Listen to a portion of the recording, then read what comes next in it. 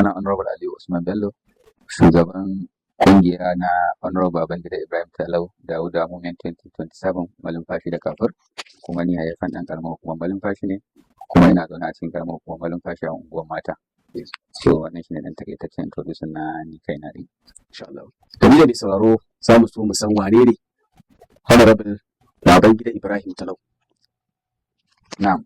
Kamar yadda ka faɗa da kai da masu sauraro kuna so ku san wane ne Honorable Babangida Ibrahim Talau. Honorable Babangida Ibrahim Talau wani sanannen mutumi ne wanda al'ummar karamar hukumar Malumfashi da Kafur suka san shi ta hanyar ayyukansa da kuma hanyar halayensa da matsayin da ya taka a karamar hukumar Malumfashi da Kafur. Na farko Honorable Babangida Ibrahim Talau haifin ɗan karamar hukumar Kafur ne wanda aka haife shi a Kafur local government a garin da ake ce ma Mahuta, wanda kuma zama ya kawo shi karamar hukumar Malumfashi kuma ya samu matsayi na ainihin wakiltar Malumfashi da Kafur a 2015 har ya kawo 2019 ya shugaban karamar hukuma ya mulki Malumfashi da Kafur a zauren majalisar na Federal Constituency na Najeriya baki daya. So shi ne Babangida Ibrahim Talau, wanda duk layin da kaje a karamar hukumar Malumfashi da Kafur da kaji an ce waye Talau, ko yaro karami ya sani domin ya san gidansa bai taɓa ganin firij ba, ya gani zamanin wani Babangida Ibrahim Talau.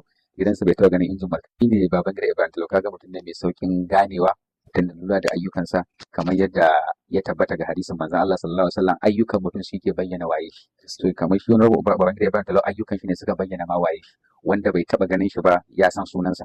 Shi yasa shi ya sha bamban da sauran 'yan siyasunmu, wani sai ka gan shi kake gane waye shi, wani shi sunan Talau ya sani bai san waye shi ba, da ayyukan Talau ana sanin sunanka ta hanyar ayyukanka. So wannan shine wani Babangida Ibrahim Talau, kuma currently shine yake kokarin neman takara ta ainihin wakiltar Malumfashi da Kafur a zauren majalisa a zaben mai zuwa na 2027 in Allah ya kai mu.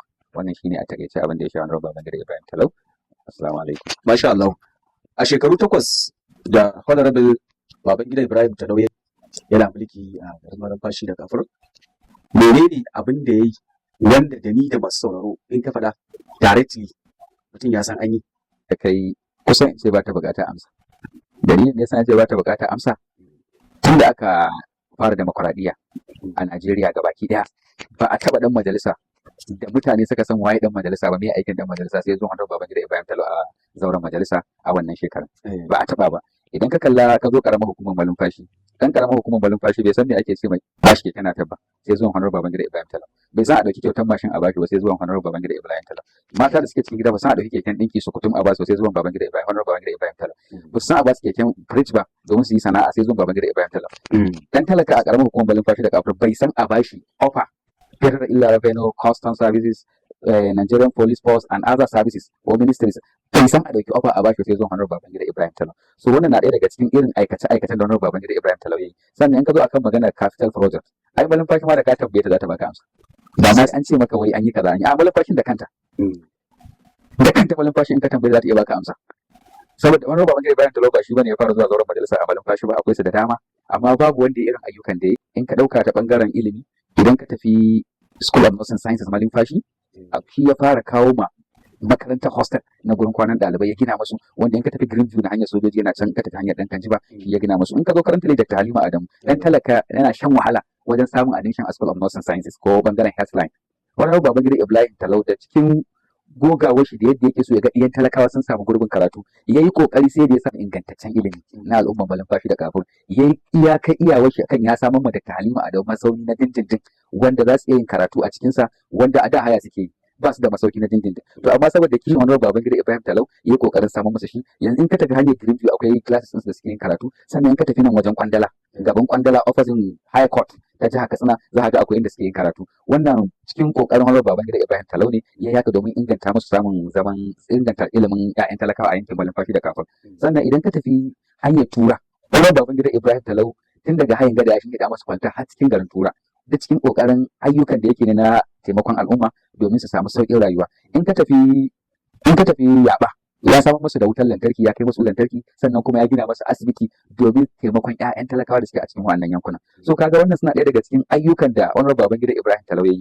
Idan ka zo magana aikin gwamnati, idan ka ɗauki Malumfashi, zan iya ce maka babu layin da Honorable Babangida Ibrahim Talau bai samu waɗannan talaka aiki ba. Ba layin a Malumfashi local government. In ka tafi kafin local government ma haka, akwai mutane birjit ya samar musu aiki, kama daga teaching, kama daga aikin ɗan sanda, kama daga aikin prison service, kama daga aikin fire service, kama daga aikin soja, kama daga aikin immigration, kama daga aikin custom. Suna da yawa wa'anda in na tsaya lissafa maka su lokaci ba zai ba zan iya lissafa maka sama da mutum 150 a malumfashi wanda ni na san su. Wanda Babangida Ibrahim ya talausa masa aiki. Sannan in ka ɗauki bangaren samun mutane jari tunda aka yi demokuraɗiyya ko kuma in ce maka tunda aka samu yancin kai 1960 independent of Nigeria ba a taɓa samun ɗan majalisa kai ko gwamna ko ɗan majalisa ko sanata wanda ya yi abin da wannan Babangida Ibrahim Talau ya yi. Wanda wannan magana da nake maka mutanen malumfashi shaida ne ko kuma in ce mutanen kankwana shaida ne tunda kusa da su ake yi duk bayan wata uku sai su ji an ce ana taro da ka zo sai ga ba taro ake raba mashina ake ana bayan talakawa raba mashina ake limaman mu sun a ba su abin hawa ba amma zuwa wani Babangida Ibrahim Talau yake ɗaukan malaman yake ba su mashina domin su samu sauƙin shiga ƙauyuka da lunguna domin isar da sabon Annabi Muhammad sallallahu alaihi wasallam. So kaga kenan yayi ba da taimako bila adadin. Sannan ka ɗauki iyayen mu mata an ba su keken ɗinki ba ɗaya ba biyu ba, an ba su injinan markaɗe ba ɗaya ba biyu ba. Idan ka shiga unguwanni inda za su baka dama ka shiga in Allah da in ka shiga gida 10 sai ka samu gida 8 sai ka ga injin Babangida Ibrahim Talau. Idan baka ga injin ba za ka ga keken ɗinki, in ba ga keken ɗinki ba za ka ga injin, za ka ga fridge, in ba ga fridge ba sai ka ga wani abu wanda na kasuwa ne a cikin wannan gidan wanda sanadiyar Honorable Babangida Ibrahim Talau ne ya ba su kuma sun dogara da kansu. Sanadiyar a shekarun da Honorable Babangida Ibrahim Talau akan kujerar mulki a wannan ɗan shekarun kadai ya fitar ya samar ma mutane sana'o'i sama da mutum 3,500 a tsakanin malumfashi da kafin wanda in yanzu kana buƙatar zan iya lissafa maka in ce wani da wani ya bashi mashin lokaci kaza, wani ya bashi mashin, wance ya bata keken ɗinki, wance ya mata kaza, akwai su bila adadin. So wannan aiki ne daga cikin shi wajen samun ma al'umma aiki. Dan in ka zo magana admission ba a magana mutanen malumfashi da kafin shaida ne sun sani yaron da bai iya samun admission guri kaza Babangida Ibrahim Talau ya biya masa, ya samu mashi admission an biya masa.